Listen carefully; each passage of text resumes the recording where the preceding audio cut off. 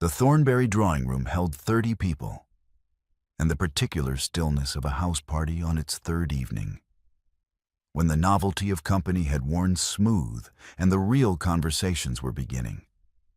Lady Vivian Lacey stood near the east window with a glass of negus she had not touched, watching the room the way she always watched rooms, cataloging, adjusting, noting who needed redirecting before they said something they would regret. She was good at this. She had been good at this since she was 14 years old, and her mother died, and her father said, "You are the steady one." And she had understood, even then, that steadiness was not a quality he was admiring so much as a duty he was assigning. She was still standing at that window, 28 years old and very steady indeed, when Lord Cassius Blackwood crossed the room toward her, with the particular directness of a man who has decided to say something and will not be talked out of it. She saw him coming. She did not move. "Lady Vivienne," Cassius said. He did not bother with preamble. "I believe there is something you and I should discuss." Vivienne turned from the window and looked at him with the pleasant, attentive expression she had perfected over 14 years of managing people who did not know they were being managed. "Your Grace," she said, "of course." He was 31 and built like a man who had spent his youth at Eton learning that directness was its own form of courtesy. He had dark eyes and the kind of stillness that was not calm but contained. A man holding something in, not a man at peace. He glanced once at the room around them, at the card tables and the clusters of conversation. And then he looked back at her and said it plainly. "Theodora and I are in love." Vivian held his gaze. She did not blink. She did not look away toward the fire or toward the window or toward any of the 30 other people in the room. She said, "I know." Cassius went very still. "You know," he repeated. "I introduced you," Vivian said. "Both of them. I introduced Theodora to Nathaniel at the Midsummer Ball 18 months ago. I was aware of what I was doing." "On purpose," Cassius said. She answered plainly, "Yes." He reached into his coat and produced a folded paper. He held it out to her without speaking, and she took it because there was nothing else to do. She unfolded it and looked at it in the light from the nearest candelabra. It was a seating chart, the Midsummer Ball seating arrangement, written in her own hand, the ink slightly faded now with time. She recognized the paper before she read a word of it. She had written it herself. She found Cassius's name near the top of the second table. Beside it, in the same ink, her own name. And then a single firm line through it.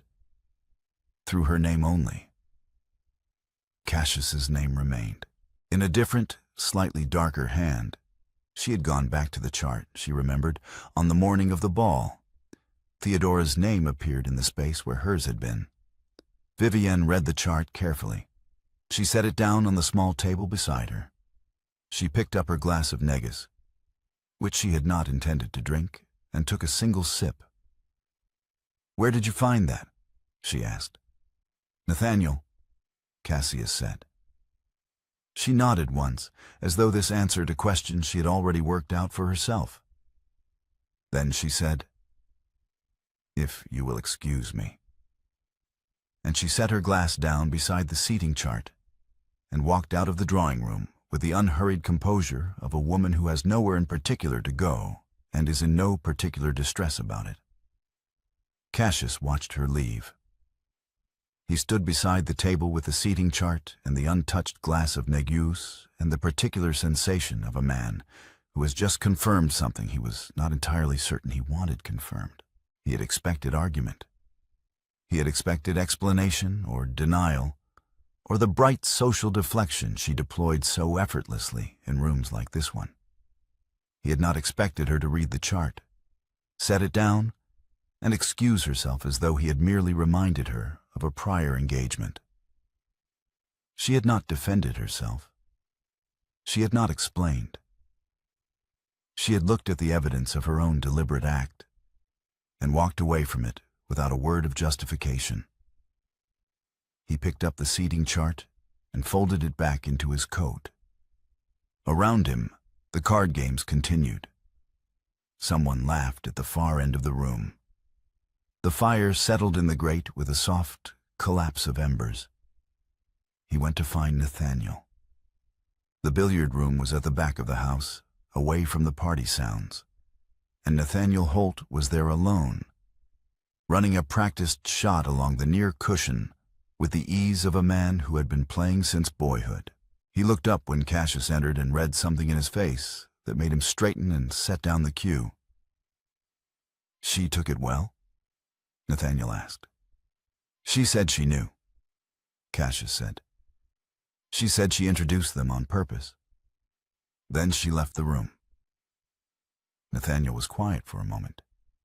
He moved to the side of the table and leaned against it, arms folded, studying Cassius with the expression of a man who has been deciding how much to say for some time, and has now decided. "I am going to tell you 2 things," Nathaniel said, "and I want you to listen to both of them before you say anything." Cassius stood in the doorway. "Go on." "The introduction was deliberate," Nathaniel said. "You already know that. She arranged it. The seating, the introduction, the conversation she steered me into with Theodora about the Botanical Society. She did not leave any of it to chance. Every element of that evening was placed." "I know," Cassius said. "The second thing," Nathaniel said, "is this. Over the past 18 months, Vivienne has removed herself from every room you entered. Not every room I entered. Yours." Cassius said nothing. "The theater box she gave up in November," Nathaniel continued, his voice steady and deliberate. "You were in the adjacent box. She told Mrs. Farley she had a headache and redirected the invitation to the Ashworths. The Christmas invitation to Pemberton Hall, she declined it the morning after she learned you would be attending. She told my aunt she was needed at Farringdon for the tenants' accounts." Nathaniel paused. The seating adjustments at the Worthington dinner, the Cavendish supper, the Alderton assembly, and the March dinner at Thornbury. 4 occasions. I watched her do it. She placed herself at the opposite end of every table from where you were seated. Cassius was standing very still now. The billiard room was cold, the fire had been left low, and the quiet of it pressed against the sounds of the party somewhere in the house behind him. She was managing proximity, Cassius said slowly. She was managing her own proximity, Nathaniel said. To you, not to me. He let that sit for a moment. I have been watching this for 1.5 years, Cassius. I am not performing ignorance when I tell you that the geometry you have been drawing is wrong. Cassius moved into the room and sat down in the chair beside the fireplace. He rested his elbows on his knees and looked at the low fire for a long moment. I believed she loved you, he said. I believed she built the match to keep you close, that Theodora was the mechanism and you were the reason. I know what you believed, Nathaniel said without unkindness. You were wrong. Cassius looked up at him. Then why did she introduce them? I don't know, Nathaniel said. But I know it was not because of me. He picked up the billiard cue again and turned it in his hands, not to play with it, but because it gave his hands something to hold. She has been very careful for 18 months, very deliberate. I am telling you what I observed, not what I understand. Cassius stood. He picked up his coat from the chair back and stood with it in his hands and said nothing. Then he walked to the door. Cassius, Nathaniel said. He stopped. She crossed out her own name. Nathaniel said. Not yours. Cassius left the billiard room without answering. The library at Thornbury was empty in the early morning. Cassius had been there since 6 o'clock, when the house was still quiet and the only sounds were the distant movement of servants and the wind off the heathland coming through the old window frames. He had the seating chart on the table in front of him, smooth flat, and he had been looking at it for the better part of an hour. He went back through 18 months with the new geometry Nathaniel had given him and rebuilt what he had seen. The theater box. He had assumed she gave it up because Nathaniel was otherwise engaged that evening, and proximity to him was the point. He had not registered until now that he himself had been in the adjacent box. The Christmas invitation. He had assumed she stayed at Farringdon out of duty. He had not thought to connect her refusal to his own presence on the guest list. The 4 dinner seating adjustments. He had watched her orchestrate them with such smooth social ease that he had read them as hospitality, not flight. Every gesture he had read as devotion to Nathaniel now rearranged itself. Not proximity to Nathaniel, distance from himself. He sat back in the library chair and looked at the crossed-out name on the chart. Her name in her hand, replaced by Theodora's. His name untouched. She had placed herself beside him and then removed herself. He was still sitting with this when, across the house, in the small room she had been given overlooking the east garden, Vivian sat at her writing desk with a letter she had begun 3 times and could not finish. She was not writing to Cassius. She was not writing to anyone in particular. She had begun with "Dear" and stopped because she did not know who she was writing to, only that she needed to put something down on paper before it accumulated further inside her chest, where she had been keeping it. She had been keeping it for 14 months, to be precise. Since the house party at Alderton, where she had watched Cassius spend 40 minutes with Theodora over a botanical illustration of Dorset heathland. She had been standing near the fireplace, close enough to see the way he laughed, a real laugh, not a social one, and the way Theodora's hand had rested on his arm with the ease of someone entirely comfortable, and the way he had leaned in to look at the illustration more closely, and the way the conversation had continued and continued and continued, and she had counted because she could not help it. She had known immediately what she was seeing. She had been entirely certain. She had thought, of course it is Theodora. Anyone would choose Theodora. And then she had gone home to Farringdon and spent 3 weeks being the steady one. And at the end of those 3 weeks, she had written a seating chart for the midsummer ball and placed her own name beside Cassius's, and then looked at it for a long time and crossed it out. She had not introduced Theodora to Nathaniel because she thought they would suit. They did suit, genuinely, properly, in the way that made the match feel clean. But that was not why she had done it. She had done it because she believed Cassius was falling in love with Theodora, and she could not bear to watch it happen from nearby, and the only way she knew to stop watching was to give Theodora somewhere else to look. She set down her pen. The letter remained unfinished. Outside, the east garden was gray and damp in the early morning light, and the heathland beyond the estate wall stretched away toward the horizon in the colors Theodora drew so well. Both of them were sitting in separate rooms with wrong conclusions built from the same evening, and neither of them knew yet that the other was also wrong. The chessboard appeared in the Thornbury drawing room on the 4th morning of the house party, placed on a low table between 2 armchairs that had been pulled at Cassius's instruction to the footman, though he had framed it as a general arrangement, slightly closer to the fire than was strictly necessary.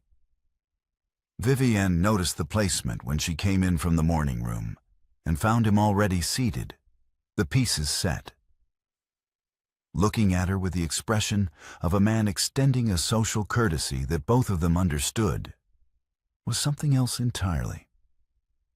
"I thought you might want a game," Cassius said. "How considerate," Vivienne said, and sat down. The fire was strong, and the room was otherwise occupied. Lady Pemberton at the pianoforte, 3 gentlemen with newspapers, Mrs. Alderton in conversation with her daughter near the window. The chess game was entirely plausible. Vivienne opened with her pawns, and Cassius responded, and for the first 20 minutes, they played in the comfortable silence of 2 people who know what they are doing and are not yet ready to say so. Then she moved her bishop in a line that contradicted her previous 3 moves. And Cassius looked at it for a moment and said, "You have been reading Cicero." "I have been reading Cicero for 15 years, Vivienne said. "That move is from the Tusculan Disputations," Cassius said. "The argument about virtue as its own sufficient reward. You are sacrificing material advantage on the assumption that the position will justify itself. And you disagree with the position," Vivienne said. "I disagree with Cicero," Cassius said. "Virtue is not its own sufficient reward. It is a sufficient guide.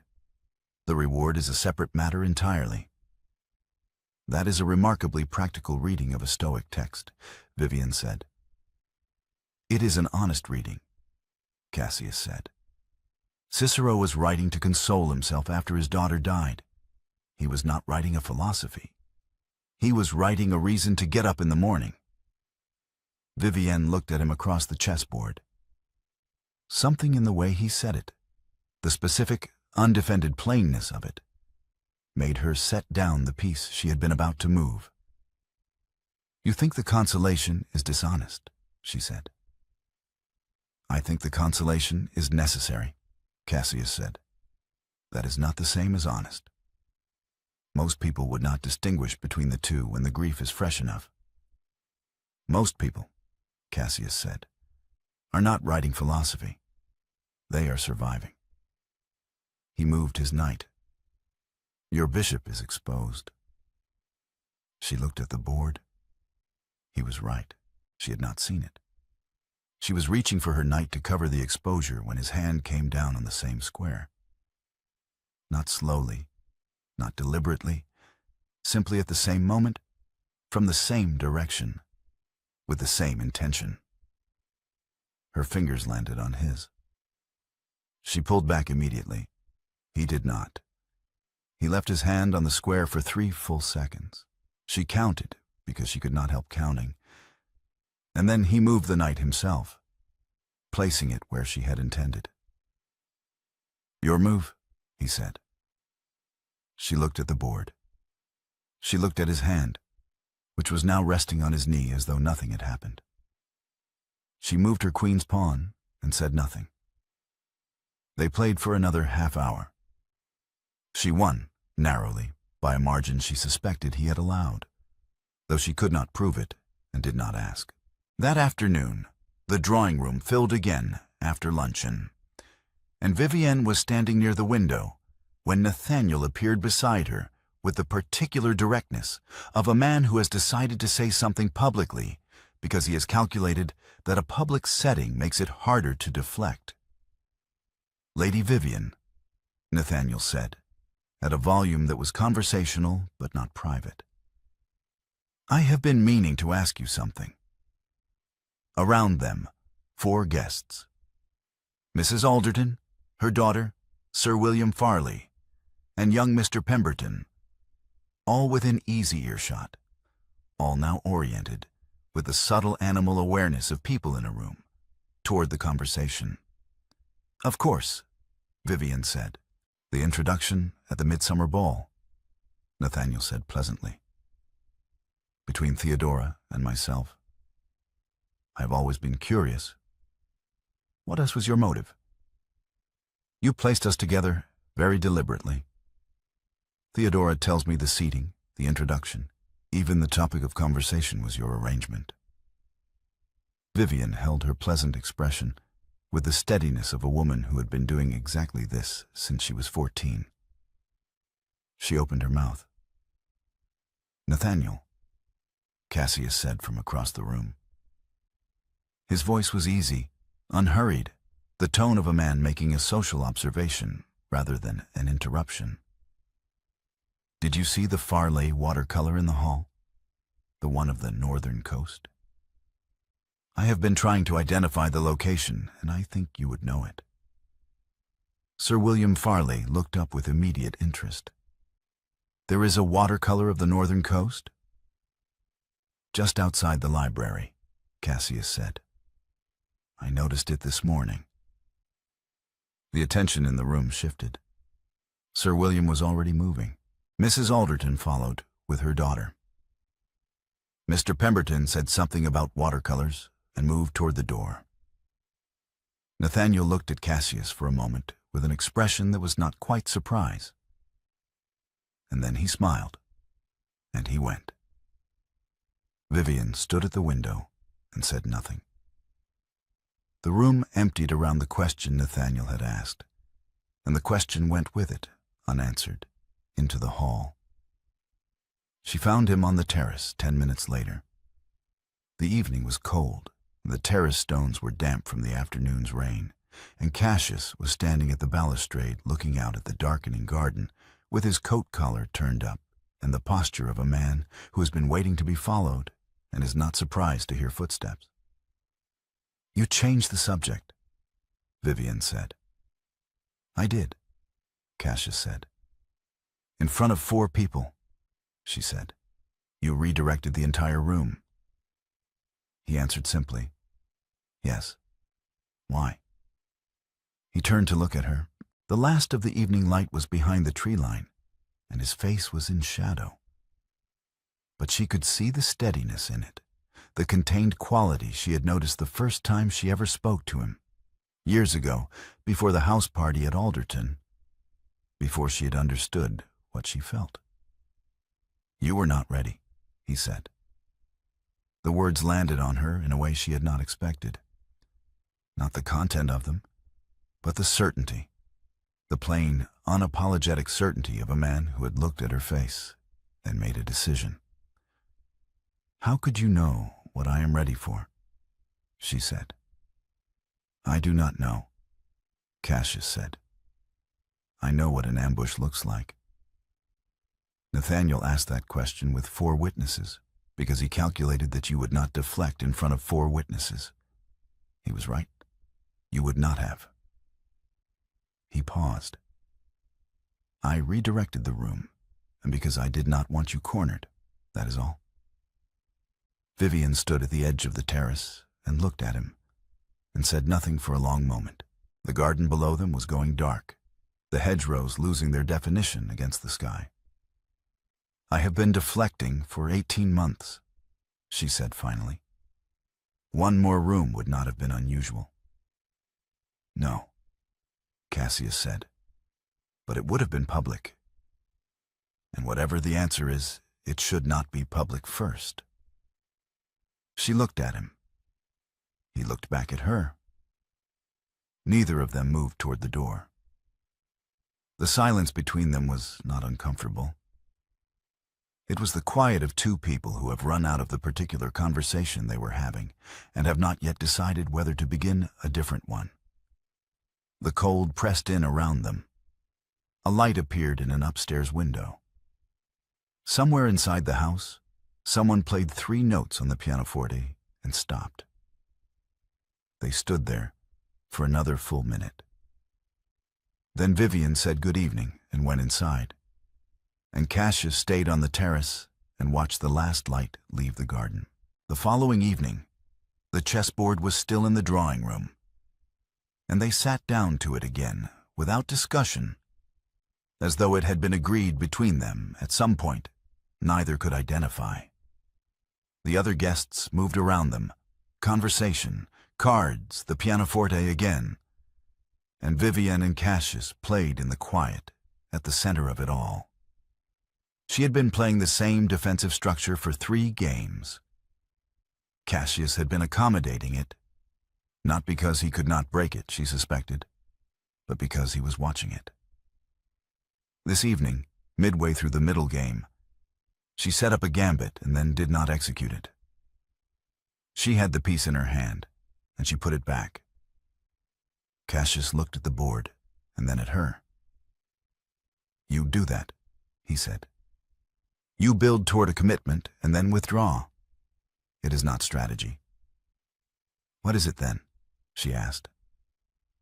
"I do not know yet," he said, "but it is consistent." She did not deny it.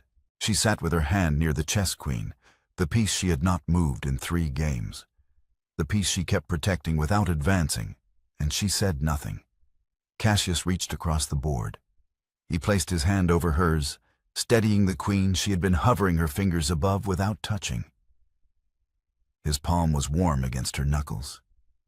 She felt the contact travel up her arm, and she did not pull away. He held 3 seconds. She was trembling. She knew it. A fine tremor in her fingers she could not entirely account for. Something that had been building in her since the garden walk that morning, and the conversation with Theodora about pressed flowers and a child named Cecily, who had died at 11. He felt the tremor. She saw it register in his face, a slight change in his attention, a shift from the chess game to her hand. He did not ask about it. He released her hand and moved his own piece and said, "Your turn." She looked at the queen she had not moved. She left it where it was. Theodora Sinclair walked the way she did everything, with a kind of bright, forward momentum that made it difficult not to follow her. She had been talking for several minutes about the Botanical Society in Bath, and Vivian had been listening with the attentive ease of long practice, and the garden path wound ahead of them between the late-season roses toward the heathland wall. "He was very sweet about it, actually," Theodora said. "I showed him the sketch, the Dorset heathland, you remember, the one I did at Alderton, and he laughed. Properly laughed, which was lovely because he's not always easy to make laugh. And then he went quiet." Vivienne kept walking. "He apologized," Theodora continued, "which I thought was odd because he had done nothing wrong. And then he explained. His younger sister. Cecily, I think her name was. She used to collect pressed flowers, apparently. Pressed heather, specifically. She died very young. A fever, he said, while he was away at school. He came home and found her flower press still open on the nursery table."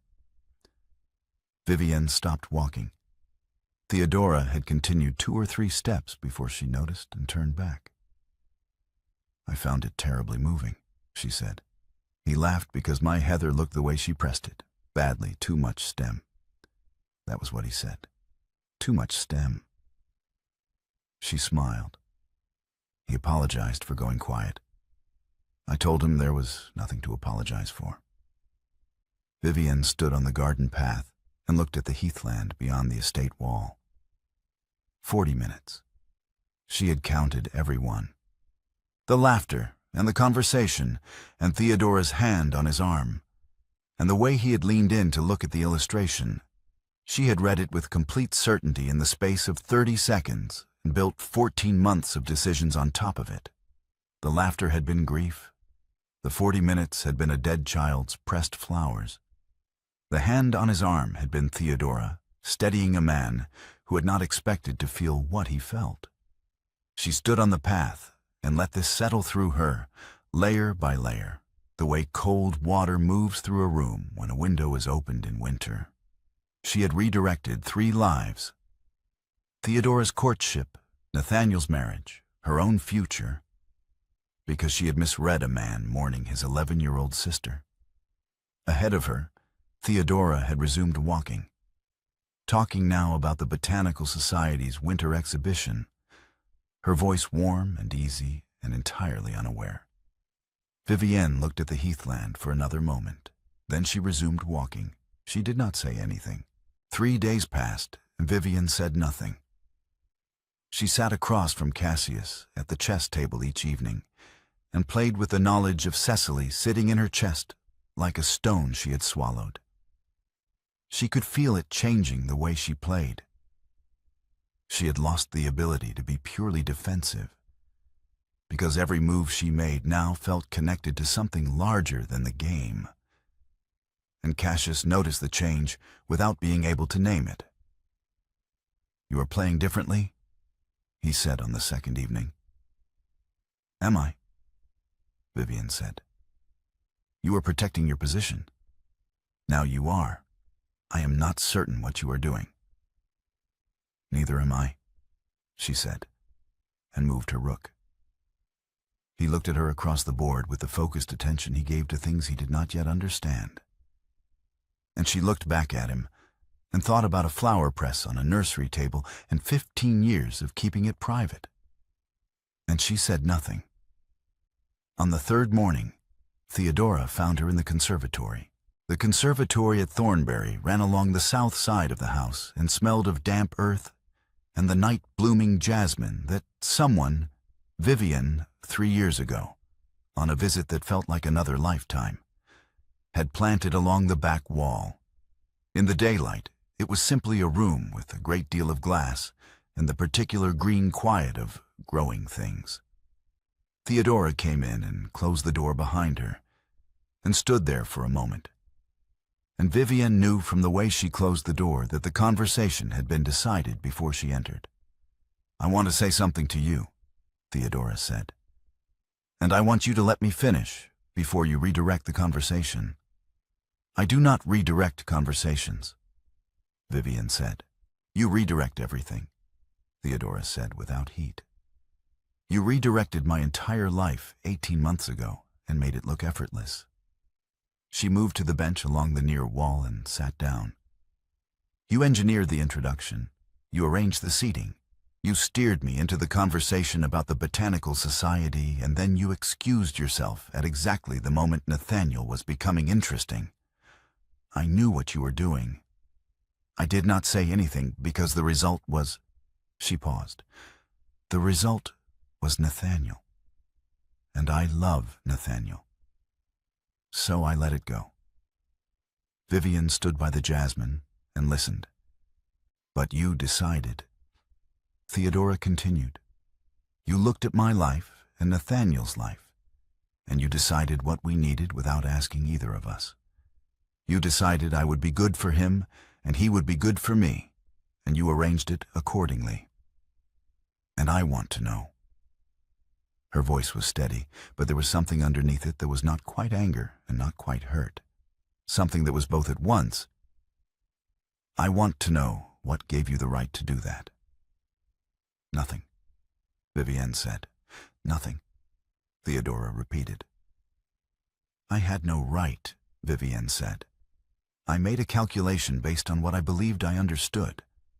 I was wrong about part of it. The part about you and Nathaniel suiting, that was not wrong. But the reason I made the introduction—" She stopped. "What was the reason?"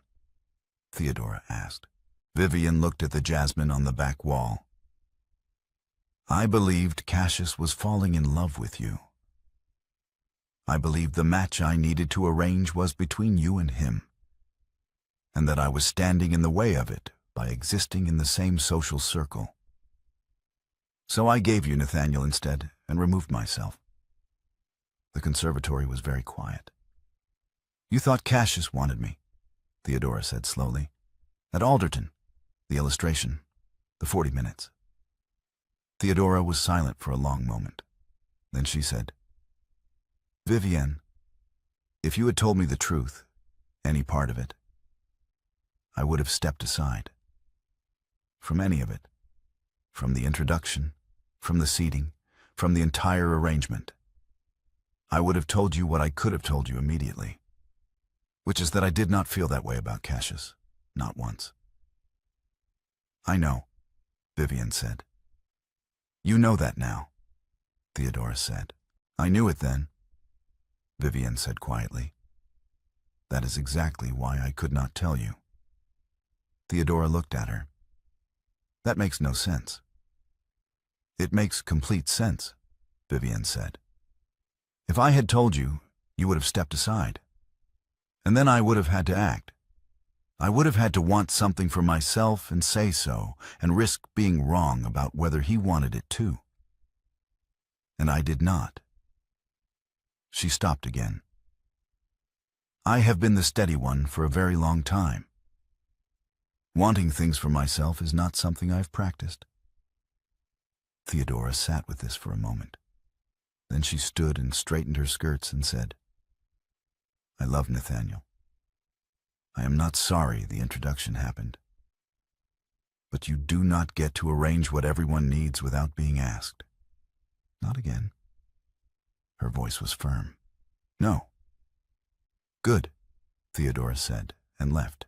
That evening at dusk, Vivian sat on the garden bench at the far end of the south lawn, where the formal garden gave way to the rougher ground that ran toward the estate wall and the heathland beyond it. The light was going, and the heather on the moor had turned from purple to gray, and she was sitting with her hands in her lap. Not reading, not working, simply sitting with the weight of 3 days of knowledge she had not shared with the person it most concerned. She heard footsteps on the stone path behind her. She did not turn. Cassius sat down beside her on the bench. He had not been invited, and he did not offer explanation. He sat with the easy certainty of a man who has decided that the invitation is not the relevant question. His shoulder pressed against hers. The contact was slight, the natural proximity of two people on a bench made for two. But it was there, solid and warm through the layers of coat and wool. Vivienne pressed back. Not much. The small, deliberate weight of a woman shifting toward rather than away. She felt him register it. A slight settling, a stilling. A man who has been waiting for something and has just felt the beginning of it. Neither of them spoke. The heathland darkened beyond the wall. A bird called once and was silent. The house behind them glowed with candlelight and the distant sound of the evening's company. They sat there for several minutes without moving, shoulder to shoulder in the fading light. And Vivienne thought about Cecily's flower press and the crossed-out name and the 18 months of wrong conclusions. And she carried all of it. And she leaned into his shoulder. And she said nothing. The house party's 5th night was also its last. And the guests had the particular energy of people who have relaxed into a place and do not want to leave it. The drawing room was loud after dinner. Cards, conversation, someone attempting a complicated piece on the pianoforte and abandoning it twice. The sound carried through the walls of Thornbury, with the warm persistence of a party that has found its rhythm. The conservatory was adjacent to the drawing room, separated by a single wall, and at 11:30 it held only the jasmine and the chessboard, and the 2 armchairs that had been moved in from the drawing room 2 days ago at no one's explicit instruction. Vivian was sitting in one of them when Cassius came in. He was carrying the seating chart. He came to the chessboard and set it down between the pieces, smoothed it flat with his palm, and stood back. He did not sit. He looked at her. "Your handwriting," he said. "My name beside yours, crossed out." "You have shown me that before," Vivian said. "I have been wrong about what it meant," he said. "Nathaniel told me you removed yourself from every room I entered. Not every room he entered. Mine." He moved to the chair across from her and sat down. "I spent 18 months believing you loved Nathaniel, that you built the match to stay close to him, that Theodora was the vehicle and he was the reason." Vivian stared at him. "You thought I loved Nathaniel," she said. "You engineered his happiness with extraordinary dedication. The theater box, the Christmas invitation, the seating at 4 separate dinners. I watched you build the architecture of his courtship with Theodora, and I assumed... You assumed I was arranging my own proximity. Vivian said. The same way I assumed you were falling in love with Theodora. She set down the chess piece she had been holding without realizing. Because of the botanical illustration. Yes, Cassius said. I counted 40 minutes, she said. I stood near the fireplace at Alderton and I counted every one. The laughter, the hand on your arm, the way the conversation went on and on. She looked at him directly.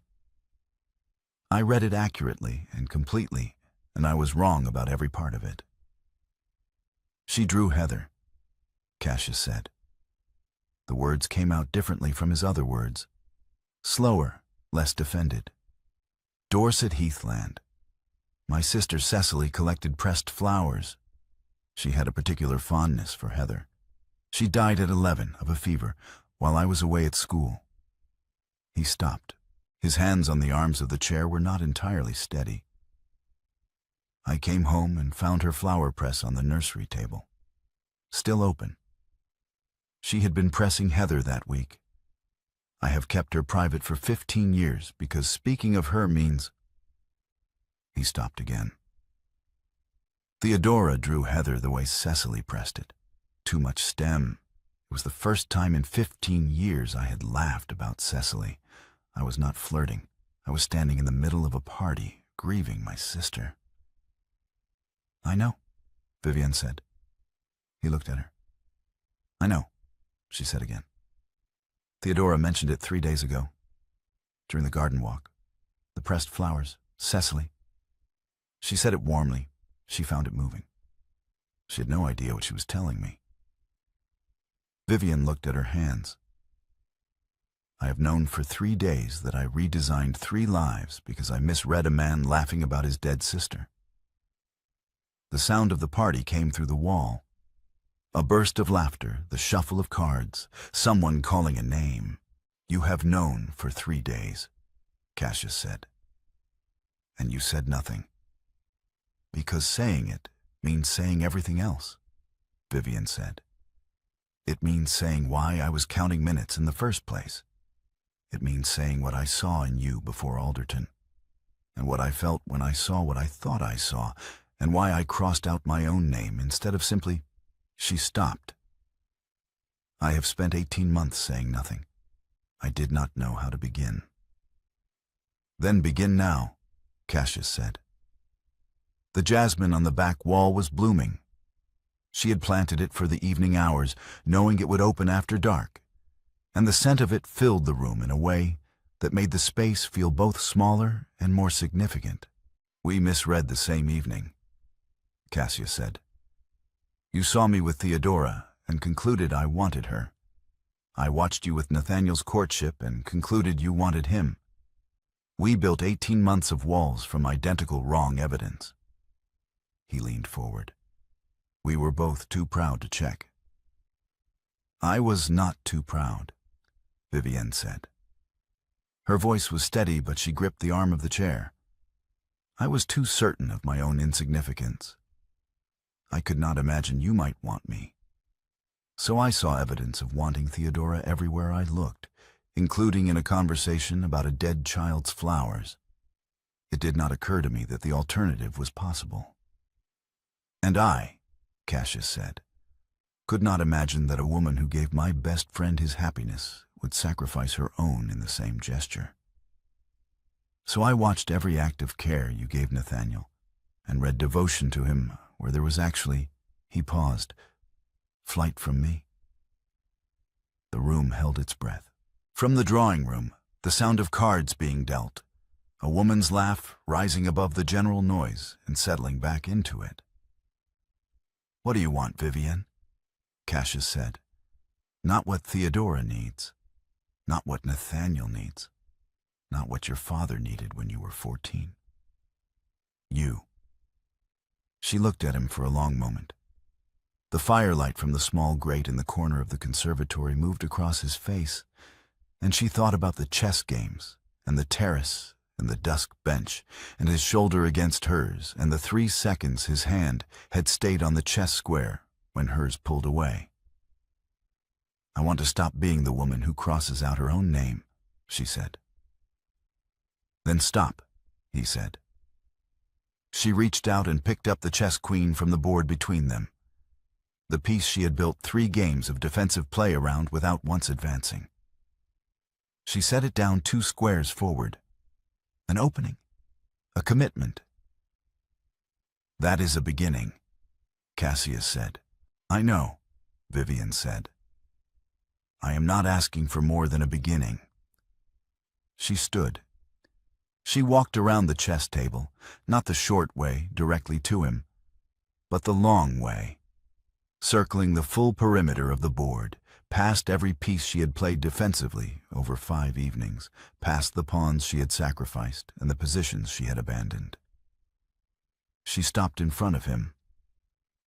She raised her hand and placed it over his eyes. Her palm covered them entirely. Stop looking at me like I am something to solve, she said. And she kissed him. With his eyes covered, with the jasmine opening behind her, and the party audible through the wall, and 18 months of wrong conclusions finally spent. She felt him very still beneath her hand, feeling without seeing, and then not still at all. When she took her hand away, he blinked. I could not see you, he said. Now you know how it feels, she said. Breakfast at Thornbury on the morning of departure was a bright, social, slightly melancholy affair. The particular mood of the last morning, when people are already composing their farewells and the house feels both full and already emptied. Vivian came into the breakfast room and sat down beside Cassius.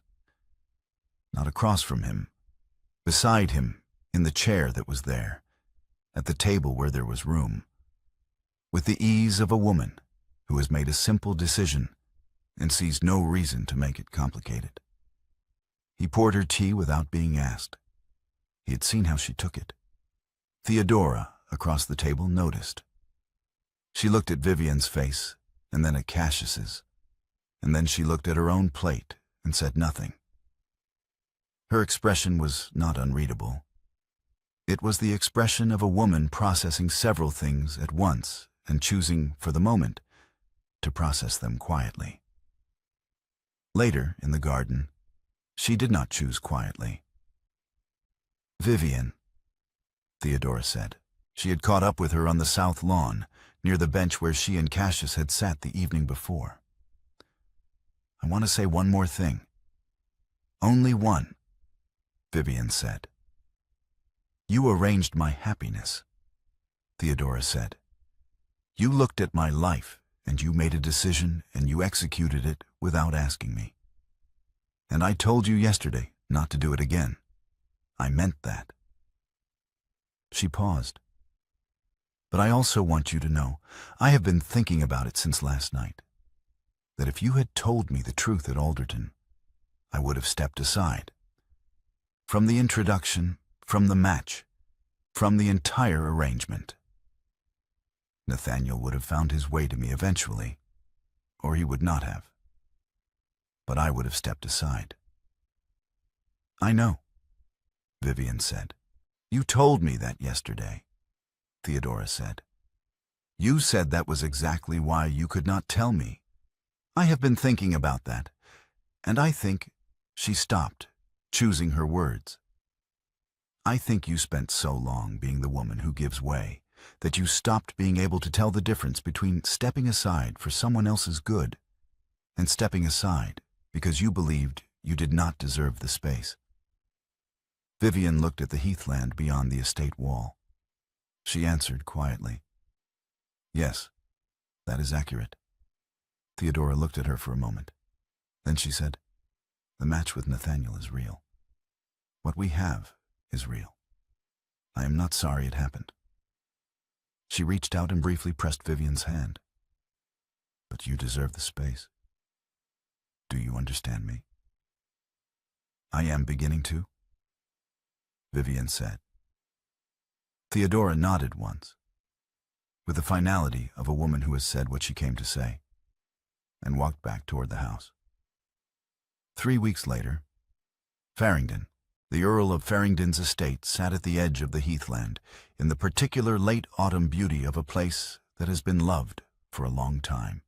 The old stone, the established garden, the jasmine along the south wall that Vivian had planted 4 years ago and that bloomed reliably after dark. The small dinner she had arranged for that Thursday evening was 8 people. Her father, 2 neighbors, a cousin, Nathaniel and Theodora, herself, and Cassius. She had not written the seating chart. She had asked Mrs. Holt, the housekeeper, to arrange the table, and Mrs. Holt had done so with the confident efficiency of a woman who has managed such things for 30 years. When Vivian came into the dining room to check the arrangements an hour before the guests arrived, she found her own name at the foot of the table and Cassius's name beside it. Mrs. Holt had not been told. She had simply placed them together because she had eyes. Dinner was easy and warm, the way evenings at Farringdon tended to be when Vivian was not managing every element of them. She laughed at something Nathaniel said. She disagreed with her father about the estate accounts and said so directly, which made Cassius look at her with an expression she was beginning to recognize as satisfaction. Theodora talked about the Botanical Society's winter exhibition, and Cassius said something about Cicero that made Vivian say, across the table, that he had still not resolved the question of virtue. And he said the question did not need resolving, only living with. And her father looked between them with the mildly bewildered expression of a man encountering a conversation that has a history he was not present for. After dinner, in the sitting room, the chess table. He set the pieces. She sat down across from him. The fire was good, and the room had gone quiet as the other guests dispersed into smaller conversations. And it was very much like Thornbury, except that they were at Farringdon, which was hers, and the jasmine outside the south window was hers. And she had not written a seating chart to bring him here. "Your move?" Cassius said. She advanced the queen.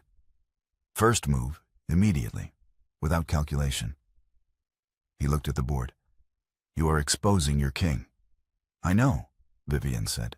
"I am tired of protecting him." He looked at her across the chessboard, at her face, which he had spent 18 months watching from across rooms and across wrong conclusions, which he had covered his eyes to feel rather than see, which was looking back at him now with the open steadiness of a woman who has decided to occupy the space she is in. He reached across the board. He took her hand, the right hand, the one that had written seating charts and crossed out names, and arranged the happiness of everyone she loved and subtracted herself from every equation. He held it on the table between them, in the candlelight, with the chess pieces standing around them like witnesses. "Thursday," he said. "Farringdon. Dinner. Through the front door. Not as the woman who arranged the match, not as the Earl's daughter managing the household, as yourself." "That was tonight," Vivian said. "Yes," Cassius said. "And next Thursday, and the Thursday after that." She looked at their hands on the table. She looked at the chess queen she had advanced on the first move, standing exposed and forward in the middle of the board. And she felt something she did not have a ready name for. Not relief, exactly, not triumph, but the particular sensation of a burden carried for a very long time being set down on solid ground. "Thursday," she said. Outside, the jasmine along the south wall of Farringdon opened in the dark. The same jasmine she had planted 4 years ago, before Alderton, before the seating chart, before she had understood what she was building or for whom. It opened the way it always opened, after dark, when she had assumed no one would see it. Someone saw it. He was sitting 3 feet away from her, holding her hand across a chessboard, and he had been watching her build things for longer than either of them had known.